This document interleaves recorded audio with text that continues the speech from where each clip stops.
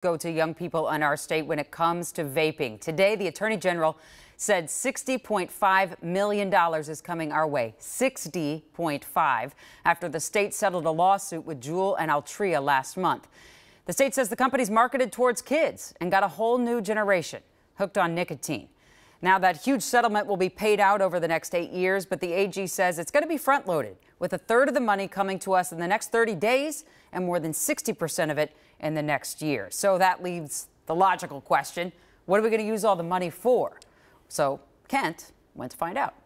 I did, Jana. Now, off the top, about $17 million of it will go toward legal fees. That's a lot of money. But keep in mind, Minnesota was the first state to take a vaping case all the way to trial, almost all the way to conclusion.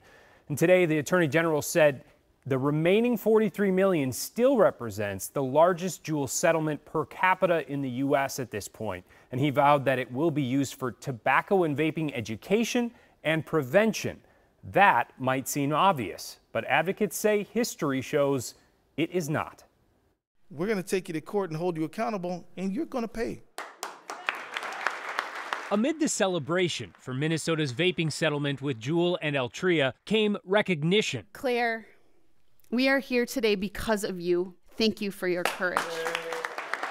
20-year-old Claire Herring first spoke publicly about her battle with nicotine addiction linked to vaping when she was just 16. For me, when I was trying to quit, it was the hardest thing was I had to tell my parents because there's no help for me. She was there when the state first announced its lawsuit 4 years ago and was excited to be back today. I'm so happy that the money we now have obtained is going to be allocated across Minnesota to be able to help youth and young people like me who were or are addicted to nicotine. But that won't happen until new legislation passes directing where that settlement money goes. We are close to wrapping up that bill. It is specifically dedicated to education and also prevention.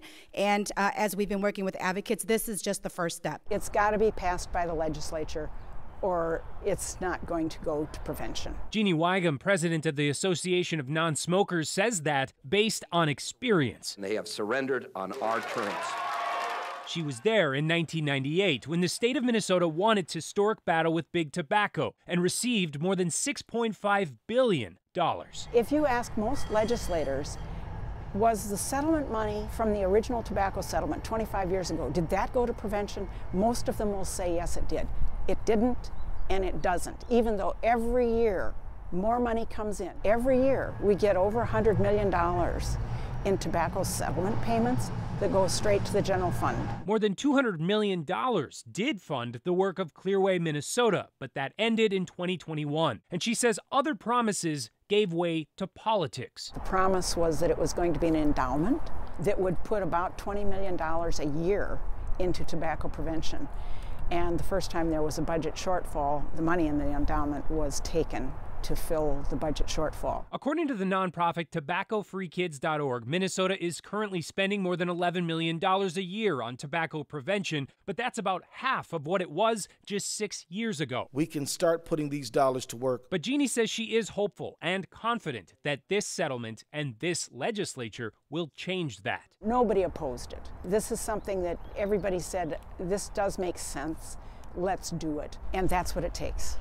It can't be just people with good intentions. This has to be a law. And just in case, there's a new generation of advocates. This is not the last piece of the puzzle. Who will be watching. And I'm hopeful that we're going to make more strides, because this is not an end. It's a new beginning.